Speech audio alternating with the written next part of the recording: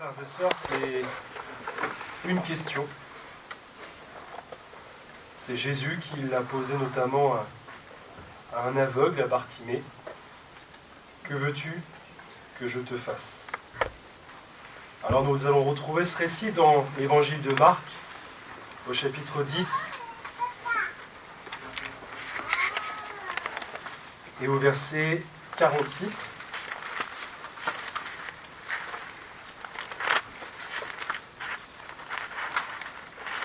Marc 10, verset 46.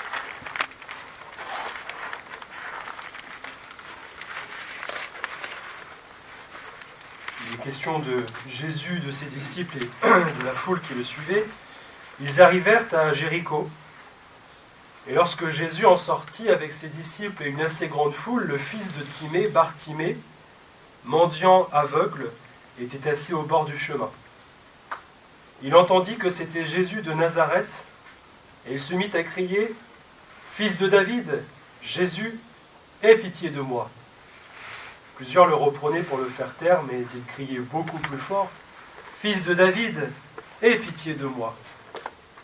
Jésus s'arrêta et dit « Appelez-le » Ils appelèrent l'aveugle en lui disant « Prends courage, lève-toi, il t'appelle » L'aveugle jeta son manteau et, se levant d'un bond, vint vers Jésus. Jésus, prenant la parole, lui dit « Que veux-tu que je te fasse » Rabouni, lui répondit l'aveugle, « Que je recouvre la vue. » Et Jésus lui dit « Va, ta foi t'a sauvé. » Aussitôt, il recouvra la vue et suivit Jésus dans le chemin. Amen. Je pense que vous n'avez pas découvert ce récit, évidemment, avec cette lecture ce matin. En tout cas, je l'espère. Je me suis dit, s'il y a bien une personne qui peut vivre la foi, c'est un aveugle. Puisque la foi vient de ce que l'on entend et pas de ce que l'on voit. Un aveugle, quelqu'un qui est atteint de la cécité, il sait ce que c'est que d'entendre et que de s'appuyer que sur ce qu'il entend pour pouvoir avancer, pour pouvoir marcher, pour pouvoir progresser. Alors, c'est le cas pour Bartimée. Il est aveugle. Et dans d'autres récits des évangiles, on sait aussi même qu'il n'est pas tout seul, il a un compagnon. En réalité, ils sont deux aveugles, deux mendiants aveugles qui vont réclamer la grâce de Dieu, qui vont interpeller le Seigneur Jésus. Et voilà que vraiment cette question est venue sur mon cœur pour nous ce matin. Jésus, qui, devant cet homme aveugle, devant cet homme qui l'interpelle, devant cette foule, Jésus va regarder cet aveugle et il va lui dire « Que veux-tu que je te fasse ?» Ça interpelle. On a envie de dire « Seigneur, enfin, qu'est-ce qu'un aveugle pourrait demander d'autre que de recouvrer la vue ? Pourquoi, Seigneur Jésus, tu poses cette question-là à Bartimée, qui est mendiant, qui s'est retrouvé dans cette situation, qui est assis sur le bord du chemin, qui t'interpelle? Évidemment, Seigneur, ça ne peut être autre chose que la guérison. Ça ne peut être autre chose que de recouvrer la vue. Ça n'a pas de sens, Seigneur, de poser cette question, bien si. Jésus ne dit pas les choses en vain. Et quand le Seigneur pose une question comme celle-ci à un aveugle, il y a un but derrière, frères et sœurs. Tout ce que dit Jésus, il ne le dit pas parce qu'il faut le dire, il le dit parce qu'il l'a entendu du Père. Et donc, bien sûr, il faut qu'il pose cette question-là, mais le Seigneur, au travers de cette question, il veut aussi nous interpeller, nous. Il sait bien, le Seigneur Jésus, que en posant cette question-là à une personne qu'il est en train de rencontrer, il sait que cette question va être inscrite dans la parole de Dieu et qu'aujourd'hui nous allons l'entendre, qu'aujourd'hui nous allons la lire. Parce que Jésus est Dieu et il sait très bien ce qu'il fait. Et donc pourquoi le Seigneur il pose cette question, frères et sœurs? Pourquoi est-ce qu'il dit à un aveugle « Que veux-tu que je te fasse ?» Alors qu'il est en train de prendre le chemin de Jérusalem où il va aller pour être crucifié. C'est la dernière fois qu'il passe à Jéricho. Si on reprend dans l'évangile de Luc, on sait que, donc là c'est chapitre 18, si vous reprenez le récit de Bartimée, mais on sait qu'il va aller rencontrer, qu'il va aller visiter Zachée. Et le Seigneur, quand il va visiter Zachée, il le dit, il faut que je demeure dans ta maison aujourd'hui. Eh bien, c'est la même chose pour Bartimée, frères et sœurs. Jésus devait passer par là pour lui poser cette question, que veux-tu que je te fasse? Frères et sœurs, en fait, ce qu'il y a derrière cette question, c'est la foi agissante. Et le Seigneur, il nous pose cette question ce matin aussi à chacun de nous. Que veux-tu que je te fasse? Le Seigneur l'a pas dit, je pourrais simplifier les choses en disant, c'est bien de m'interpeller. C'est bien de venir, de crier à moi en disant, Seigneur, aie pitié de moi. Et Bartimée, quand il le fait dans un contexte quand même, frères et sœurs, il va l'appeler, fils de David. Et dans un contexte juif de l'époque du temps du Seigneur, appeler quelqu'un fils de David, ça a vraiment une résonance importante. Ça veut dire que cet aveugle Bartimée, il avait compris que Jésus était de la descendance de David, et il avait compris que Jésus était le Messie, qu'il était le Sauveur, qu'il était celui qui avait été depuis des temps, des années, des siècles, lu dans les prophètes comme celui qui allait délivrer Israël. Il avait compris que Jésus était cet homme-là, qu'il était ce Messie, qu'il était le Christ. Et appeler le Seigneur Jésus, Jésus de Nazareth, fils de David, c'est dire à tous ceux qui l'entourent que lui, il a reconnu le Seigneur Jésus comme étant le Messie. Et dans un contexte où vous avez les religieux qui veulent faire taire le fait que Jésus, bien qu'il bénisse, bien qu'il guérisse, bien qu'il sauve, bien qu'il est en train de faire un ministère, d'opérer des miracles, des prodiges, ils ne veulent pas que Jésus soit le Messie, ils ne veulent pas reconnaître que Jésus soit le Messie. Lui, Bartimée, malgré sa cécité, malgré tout ce que cela comporte à l'époque, lui, il ose. Il ose interpeller le Seigneur. Il ose lui dire « Fils de David ». Frères et sœurs, pour chacun de nous, c'est la même chose. Et je dis ça, c'est-à-dire que nous avons connu le Seigneur, nous avons reconnu le Seigneur comme étant le Sauveur, et nous faisons de même quand nous nous convertissons. Nous faisons de même quand nous nous engageons auprès du Seigneur. On le reconnaît comme étant le Fils de David, mais on le reconnaît aussi comme étant le Fils de Dieu.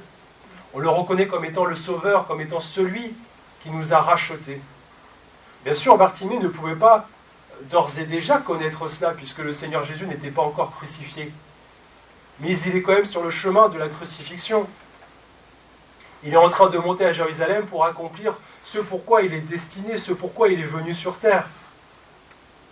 Et il n'y a pas de hasard avec Dieu. Jésus, ce n'est pas la première fois qu'il passe à Jéricho. Ce n'est pas la première fois, sans doute, qu'il croise Bartimée. Puisqu'il est déjà venu plusieurs fois à Jéricho, Bartimée, on l'a lu, il était mendiant aveugle. Je ne pense pas que Bartimée était quelqu'un qui vagabondait de village en village, de ville en ville. Et ce qui interpelle aussi, c'est de savoir qu'il était assis sur le bord du chemin. Bien sûr, si pour l'époque, un mendiant, enfin aujourd'hui aussi malheureusement, pour ceux qui sont dans la rue, qui mendient parce qu'ils n'ont pas le choix, ils se mettent dans des endroits, dans des lieux stratégiques où il va y avoir du passage, où il y a plus de probabilité pour recevoir quelque chose. Donc Bartimée, c'est pareil, il s'assoit sur le bord du chemin en espérant que sur ce bord du chemin, sur ce passage, il puisse retrouver, en tout cas trouver quelque chose, bien sûr l'argent, quelque chose, quelqu'un qui ait compassion de lui. Et moi, ce qui m'interpelle quand même, frères et sœurs, c'est parce qu'il a entendu que c'était Jésus qui a interpellé le Seigneur. Et pourquoi il ne l'a pas fait avant? Pourquoi il ne l'a pas fait avant? Pourquoi est-ce que lorsque le Seigneur Jésus était déjà passé dans Jéricho, il ne l'a pas fait avant? Vous savez, parfois la foi, ça ne s'explique pas. Il y a des personnes qui ont besoin d'un cheminement aussi avec le Seigneur. Et la foi, c'est un don de Dieu. Ça aussi, il faut le reconnaître, frères et sœurs. La grâce que nous avons de croire dans le Seigneur, c'est aussi un don de Dieu. C'est pour ça que rien n'est de nos mérites, de nos efforts, de nos œuvres. Parce que la foi, c'est le Seigneur qui nous donne, c'est Dieu qui nous donne le fait de croire dans le Seigneur Jésus. Donc ça montre que dans toute l'œuvre de la conversion, dans toute l'œuvre du salut, il n'y a que le Seigneur qui fait les choses. Le jour où on comprend, le jour où on commence à ouvrir les yeux sur les révélations, sur les choses qui sont écrites dans la parole de Dieu, et qu'on comprend que c'est pour nous, qu'on comprend que c'est pour nous que le Seigneur Jésus est mort et qu'il est ressuscité, ça c'est Dieu qui nous ouvre les yeux. Mais il y a aussi une foi agissante. Parce que si le Seigneur a ouvert les yeux de Bartimée, c'est parce que Bartimée s'est levé. C'est parce que Bartimée, il a entendu le Seigneur, il a entendu tout ce que Jésus faisait à l'époque, tout ce qu'il a pu le faire comme bien, je vous disais, des guérisons, des miracles, des prodiges, etc., etc. Cet aveugle, il a entendu tout ça. Et le jour où il a entendu que Jésus passait de nouveau à Jéricho, là, il s'est levé d'un bond et il l'a interpellé. Frères et sœurs, c'est ça la foi. Ça vient de ce qu'on entend. Elle est fondée, elle est affermie, et alors on agit. Eh bien, le Seigneur Jésus, ce matin, nous dit la même chose. Que veux-tu que je te fasse? Maintenant que vous êtes levé, maintenant que vous avez interpellé le Seigneur, maintenant que l'on comprend que le Seigneur Jésus est là, Jésus nous dit, viens, je t'appelle, appelez-le. Et il regarde Bartimée et dit, que veux-tu que je te fasse? Bartimée, ça veut dire fils de Timée. Et Timée, c'est celui qui est honorable ou hautement estimé. Et je me suis dit, c'est quand même quel contraste pour l'époque d'appeler quelqu'un honorable ou fils de l'honorable, qui est hautement estimé, alors qu'il est mendiant. Alors il est mendiant pourquoi? Parce qu'en fait, à l'époque, quand vous êtes aveugle, vous ne pouvez pas travailler, vous ne pouvez pas subvenir à vos propres besoins, et donc vous êtes obligé de mendier. Et ce qui m'interpelle aussi, c'est que Bartimée a dit que je recouvre la vue. La parole de Dieu ne dit pas qu'il a perdu la vue. On ne sait pas s'il est né aveugle.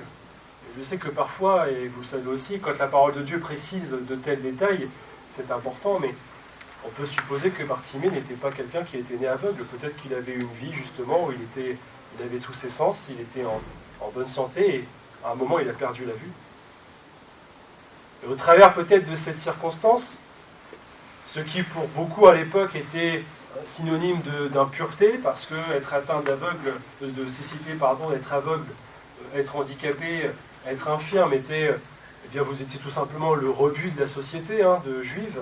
Vous étiez mis à l'écart, vous étiez considéré comme impur, donc plus personne ne voulait forcément vous côtoyer, etc.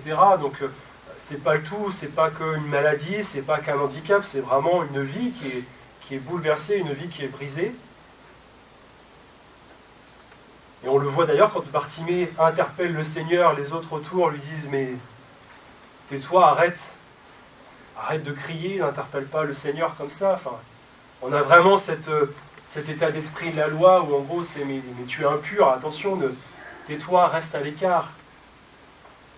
Non, Bartimée, lui, il a osé. Ça c'est le résultat d'une foi, frères et sœurs, agissante. Est-ce que vous aussi, vous osez avec le Seigneur l'interpeller? Est-ce que vous osez dire au Seigneur, mais Seigneur, j'ai besoin, aie pitié de moi?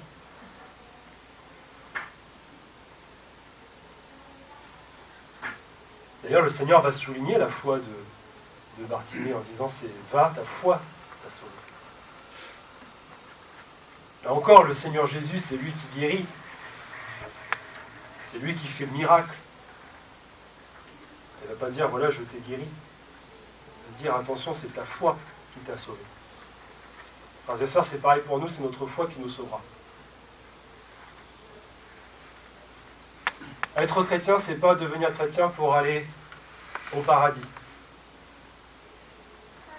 Être chrétien, c'est pas je suis chrétien et je me contente d'attendre le paradis. Être chrétien, c'est d'avoir une foi et d'avoir une foi agissante. C'est d'avoir une foi qui se met en action, d'avoir une foi qui bouge, une foi qui agit. Et c'est comme cela qu'on arrive ensuite à recevoir, bien sûr, il y a les grâces de Dieu, les bénédictions du Seigneur, mais c'est comme cela aussi qu'on voit l'œuvre du Seigneur, à la fois dans notre cœur, dans notre vie, mais aussi autour de nous. Ce qui doit nous arrêter, vraiment, frères et sœurs, c'est cette parole, cette question de Jésus, mais que veux-tu que je te fasse? Bien sûr, le Seigneur savait très bien qu'il allait guérir Bartimée, il savait très bien que Bartimée avait besoin de cette délivrance. Oui. Jésus l'a entendu appeler fils de David. Donc Jésus, il a entendu cet homme qui était sur le bord du chemin, assis, peut-être prendre ses dernières forces pour interpeller le Seigneur, cet homme qui prend conscience qu'il a vraiment besoin du Seigneur, qu'il ne peut pas en être autrement.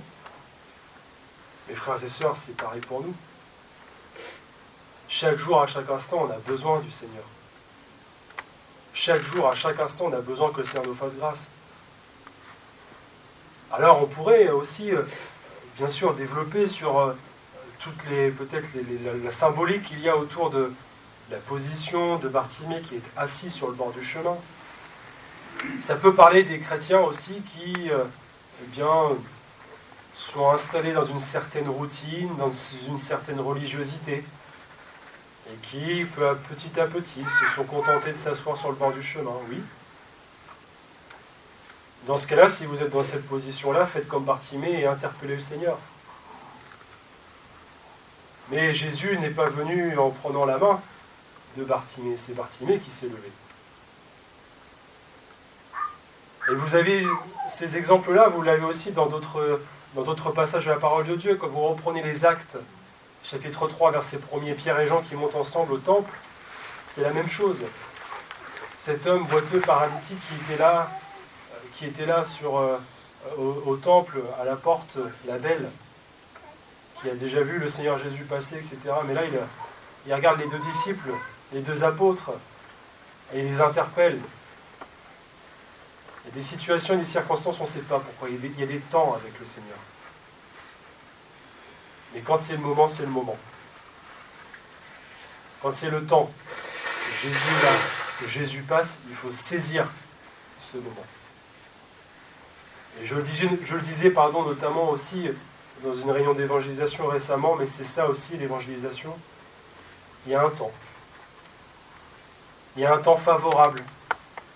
Au jour favorable, au temps favorable, je t'ai visité.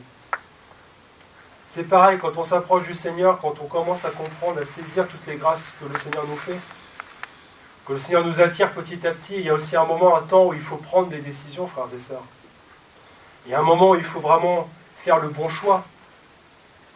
Parce que ce moment-là, il se terminera tôt ou tard. Les circonstances, les situations, c'est le Seigneur qui les crée, qui les suscite. Et le Seigneur sait que c'est une question de temps, il y a comme une fenêtre de tir. Et il ne faut pas passer à côté de la grâce de Dieu. Parce que si Bartimée n'avait rien dit, si Bartimée était resté assis sur le bord du chemin et qu'il n'avait pas interpellé le Seigneur en se disant « je l'interpellerai la prochaine fois », il n'y a pas eu de prochaine fois. Et c'est comme ça avec le Seigneur. On est là ce matin ensemble. Peut-être que quelqu'un au milieu de nous se dit « bon, c'est pas ce matin que je me convertirai, ce n'est pas ce matin que je ferai ceci, que je ferai cela, je prendrai telle décision. » Et si le Seigneur revenait cet après-midi, si le Seigneur revenait demain, ou après-demain, dans tous les cas, il n'y aurait pas de réunion. Donc le temps des décisions, c'est maintenant. Il y a un temps pour tout, il y a un temps pour toute chose. Il y a un temps pour parler, il y a un temps pour se taire, mais il y a un temps aussi où il faut décider. Il y a un temps où il faut agir, il y a un temps où il faut mettre en action sa foi. Et ça concerne le salut, mais ça concerne aussi notre propre existence, frères et sœurs, notre propre vie avec le Seigneur.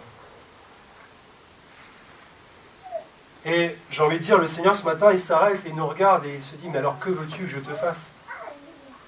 Tu m'interpelles, tu m'appelles, tu me dis, mais aie pitié de moi, Seigneur, mais d'accord, mais que veux-tu que je te fasse? Et ça, frères et sœurs, ça appelle aussi notre propre volonté, mais qu'est-ce qu'on désire que le Seigneur fasse pour nous? Est-ce qu'on interpelle le Seigneur juste pour qu'il nous fasse grâce dans une certaine chose d'ici-bas? Voilà, Seigneur, j'ai besoin que tu me guérisses, j'ai besoin que tu fasses ceci, etc. Peu importe. Mais je pense que quand on prend conscience, frères et sœurs, quand on a une telle question du Seigneur, que notre réponse doit être précise. Et j'ai envie de dire, Bartimée, c'était ça. Il a eu ce tête-à-tête avec le Seigneur, entouré cette foule. Et parfois, c'est ça aussi avec le Seigneur. On peut être au milieu d'une foule, au milieu de plein de gens, etc. Et on sent que le Seigneur nous parle à nous en particulier. Et comme je le disais, c'est une question de secondes, de minutes. Jésus, quand il parle à Bartimée, c'est quelques instants. Il faut imaginer la scène, il est entouré d'une foule, etc. Tout le monde le presse, il a quelque chose à faire, le Seigneur. Donc, il s'arrête, il prend le temps. Mais le Seigneur s'attend aussi à ce que Bartimée lui dise précisément ce qu'il veut qu'il fasse. C'est pareil pour nous, frères et sœurs. Le Seigneur, quand il nous dit « Que veux-tu que je te fasse ?», il faut qu'on lui réponde précisément. Alors voilà, il faut que nous ayons aussi dans notre cœur, dans notre esprit, qu'on prenne conscience que ce que je vais répondre au Seigneur, ça a quand même une certaine valeur. Ça doit quand même revêtir une certaine importance, parce que je ne vais pas arrêter le Seigneur, je ne vais pas l'interpeller juste pour une petite broutille, pour quelque chose qui n'a peut-être qui est petit, enfin je ne sais pas comment dire les choses, mais alors je ne dis pas que le Seigneur, bien sûr, nous fait grâce. Le Seigneur, il prend soin de nous dans les plus petits détails, dans les moindres choses. C'est pas ça que je veux dire ce matin. Je ne dis pas que le Seigneur balaye du revers de la main lorsqu'on fait une prière, lorsqu'on lui demande un besoin en particulier. C'est pas ça du tout. Là, cette question, c'est quand même, il y a une profondeur spirituelle, il y a quand même un enjeu spirituel, frères et sœurs, derrière cela. Et c'est ça ce que le Seigneur nous demande ce matin. Qu'est-ce que tu veux? Qu'est-ce que tu désires? Et quand on reprend vraiment, si on s'arrête sur chaque mot, veux-tu, que veux-tu? Quelle est ta volonté? Quel est ton désir? Bon, ça m'interroge, frères et sœurs, ça nous interroge, ça nous interpelle en disant, oui, qu'est-ce que je désire vraiment avec le Seigneur? Au-delà de tous les besoins, au-delà de toutes les petites choses, qu'est-ce que je veux vraiment? Et quand on poursuit, Jésus dit, que veux-tu que je te fasse? Et là, ça nous interpelle davantage en disant, c'est quand même le Seigneur, c'est quand même Jésus, le Fils de Dieu. Bien sûr, pour Bartimée, c'était le fils de David. Pour nous, nous savons qu'il est le Fils de Dieu. Alors que veux-tu? Que désires-tu? C'est vrai que, en fait, quand le Seigneur pose cette question à Bartimée et qu'il nous la pose, j'ai envie de dire, le Seigneur, il appelle notre foi. Le Seigneur, là, il va chercher notre foi. Parce qu'il dit, d'accord, tu es en mesure de m'interpeller, tu es en mesure de crier, et pitié de moi, mais alors, si tu es capable de m'interpeller, si tu es capable de crier à moi, ça veut dire qu'au fond, il y a de la foi en toi. Ça veut dire que tu me crois capable de faire quelque chose pour toi. Et frères et sœurs, c'est ça aussi la foi. Et Jésus, en posant cette question, il interpelle notre foi, il va la chercher. C'est comme si c'était ce lien qu'il cherchait à tirer, cette corde, en disant, mais alors, qu'est-ce que tu veux? Tu veux que je te fasse quelque chose, donc ça veut dire que tu as confiance en moi, mais est-ce que tu as vraiment confiance en moi? Quelle est cette confiance que l'on place dans le Seigneur? Je vais te faire quelque chose, oui, mais as-tu conscience que ce que je vais te faire peut bouleverser ta vie? As-tu conscience que ce que je vais te faire va vraiment changer ta situation? La situation de Bartimée, elle a été bouleversée. Recouvrer la vue, c'est de retrouver une situation dans la société, une position, c'est retrouver bien sûr une vie qui peut se vivre pleinement, etc. C'est tout cela, ce que Bartimée allait retrouver avec cette vue qu'il allait recouvrir. Recouvrir la vue, c'est ça. La foi, le Seigneur interpelle notre foi. Eh bien, frères et sœurs, on est aussi vrai devant le Seigneur en disant, Seigneur, ma foi, elle est petite. Ma foi n'est pas grande. Mais je te fais confiance. Mais je sais que toi seul es capable de faire quelque chose. Je sais que toi seul peux me redonner la vue. Et là aussi, on pourrait approfondir, méditer sur toute la symbolique, sur tout l'enseignement que l'on peut avoir derrière cette expression « recouvrer la vue ». Mais peut-être qu'au milieu de nous, certains ont perdu justement la vue spirituelle. Certains ont peut-être perdu de vue le ciel, peut-être que certains ont perdu de vue les choses d'en haut. Non pas parce que vous êtes pire que quelqu'un d'autre, non, parce que vous êtes laissé embarquer par une routine, par la vie de tous les jours, parce qu'il y a des choses à faire, parce que ceci, parce que cela. Et Dieu sait que, bien sûr, notre vie ici-bas, de plus en plus, on est pris dans diverses activités, on est pris dans notre travail, on est pris dans diverses choses, on n'a même plus le temps de s'arrêter, on n'a même plus le temps de méditer, on n'a même plus le temps de faire ceci, de faire cela. Recouvrez la vue. Et à cause de toutes ces choses, parce qu'on est pris par les choses de la terre, et les choses d'en haut, on les perd de vue. Le Seigneur, il est là ce matin, il dit, que veux-tu que je te fasse? Tu veux retrouver les choses d'en haut, tu veux retrouver cette vie d'en haut, tu veux retrouver cette réalité ces réalités qui sont spirituelles. Tu veux que je te redonne la vue, tu veux que je t'ouvre les yeux sur les réalités de ces choses. Demande-le-moi. Demande. Qu'est-ce qui t'empêche de demander au Seigneur de recouvrer la vue? Si tu as un peu de foi en toi. Si tu as conscience qu'il n'y a que Jésus qui peut faire quelque chose pour toi. Et ça, frères et sœurs, ça ne s'explique pas, c'est quelque chose qui se vit personnellement avec le Seigneur. C'est quelque chose qui se vit dans le cœur. Tu t'es arrêté, tu t'es assis sur le bord du chemin, tu as quitté les voies du Seigneur, peu importe. Jésus passe, peut-être pour la dernière fois ce matin. Tu l'interpelles et il te dit, que veux-tu que je te fasse?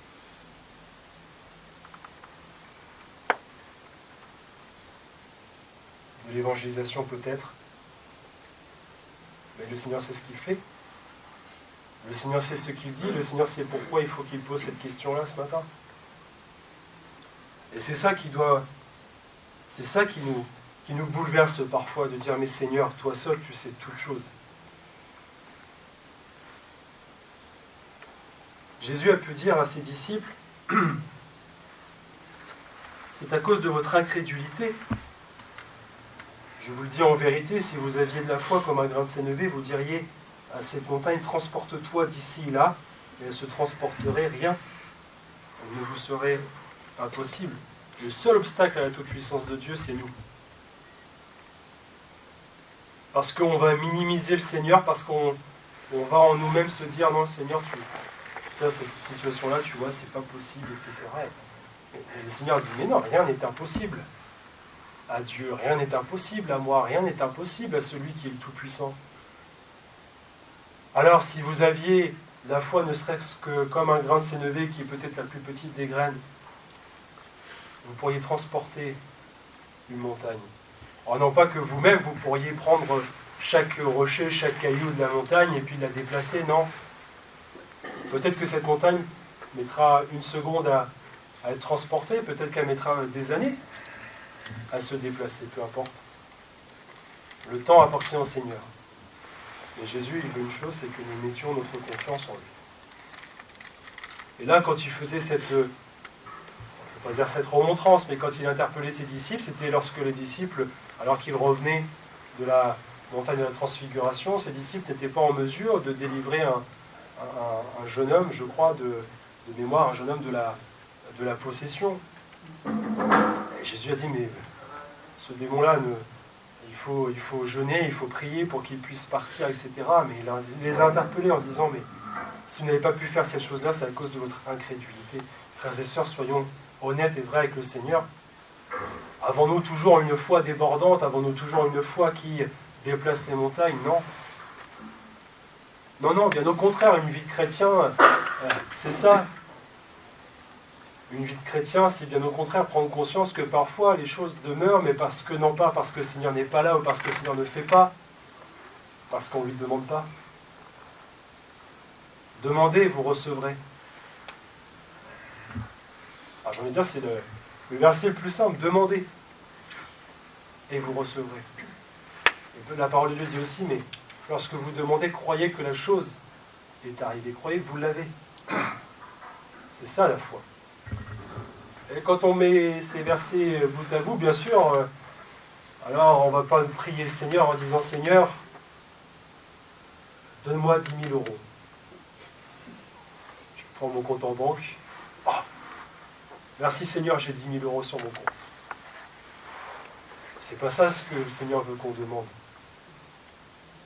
Seigneur, pourvois mes besoins.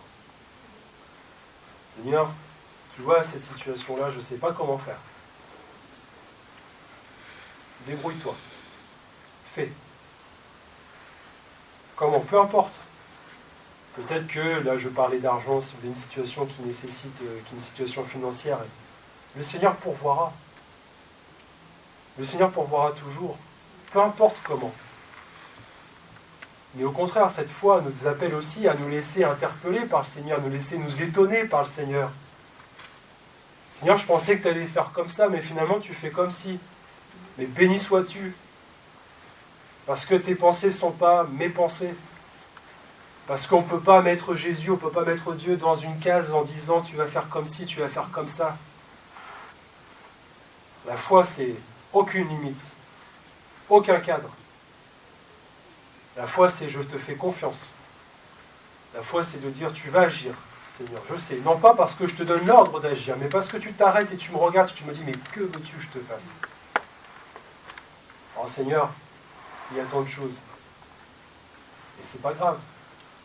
Apportez-les au Seigneur, vos fardeaux, vos soucis, vos tracas. Le Seigneur dit, laissez tout à mes pieds. Déposez vos fardeaux. Déposez vos péchés. Déposez vos situations compliquées. Moi, je m'en charge.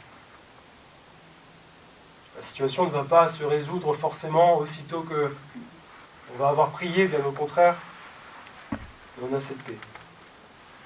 On a cette assurance. On a cette tranquillité que le Seigneur agit. Alors, le seul obstacle à la toute-puissance de Dieu, c'est nous. Parce que Jésus, lui, il est tout-puissant, parce que Jésus, il est le Fils de Dieu, parce que Jésus peut tout. Mais est-ce qu'on le laisse faire? Je vais terminer, frères et sœurs, en rappelant encore une fois que si Bartimée ne s'était pas réveillé, s'il ne s'était pas dit en lui-même, mais c'est Jésus qui passe et il faut que cette fois-ci je l'interpelle, jamais on n'aurait eu ce récit, jamais on n'aurait eu cette question que le Seigneur a posée, et jamais Bartimée n'aurait pu recouvrir la vue. Et vous voyez, quand le Seigneur fait une œuvre, il la fait parfaitement. Je pense que pour un aveugle, recouvrir la vue en l'espace d'une seconde, d'une microseconde, c'est un miracle, bien sûr, c'est quelque chose d'extraordinaire. Mais est-ce qu'on pense à toutes les conséquences aussi que cela peut comporter? Je ne sais pas, hein, mais j'ai déjà entendu ou lu aussi dans des articles des aveugles qui étaient des aveuglonnés, qui avaient imaginé une certaine vie. Quand ils ont recouvré la vue, ils ont dit oula, c'est pas du tout ce que j'avais imaginé. Et il y a un certain traumatisme aussi psychologique, psychique. Et avec le Seigneur, ça se fait aussitôt. Quand le Seigneur fait un miracle, il le fait. Quand il agit, il fait les choses 100%. Il n'a pas laissé redonner la vue à Bartimée, et puis Bartimée se dit mince, comment je vais faire, etc. Non. Et après, il a suivi Jésus dans le chemin. C'est simple la foi. C'est simple, c'est compliqué aussi. Parce que ça demande aussi une action de nous-mêmes. Ça demande une action de nous-mêmes. Alors, serons-nous en mesure de nous lever pour le Seigneur et de crier au Seigneur notre situation, de lui demander de faire quelque chose pour nous? Je laisserai ce dernier verset avant de terminer. Dans Galates chapitre 5, verset 6, l'apôtre Paul écrit « Car en Jésus-Christ, Ni la circoncision ni l'incirconcision n'a de valeur, mais la foi qui est agissante par la charité. C'est ça qui a de la valeur aux yeux de Dieu, frères et sœurs. Non pas une foi endormie, non pas une foi qui est assise sur le bord du chemin, mais une foi qui est agissante. Bien sûr, je l'ai dit, par la charité, et cela nous amènerait dans une autre méditation, à savoir justement la foi qui est le fruit aussi de cet amour que Dieu a pour nous et qui met en chacun de nous. Alors frères et sœurs, je vous laisse avec cette question que le Seigneur vous pose ce matin encore une fois. Que veux-tu que je te fasse? Et je vous laisserai le soin, chez vous, en temps voulu, de répondre au Seigneur sur la situation que vous demandez, peut-être dans quelques instants. Mais voilà, j'ai fait ma part, je vous ai apporté ce que le Seigneur a mis sur mon cœur ce matin. On va prier ensemble et remercier le Seigneur.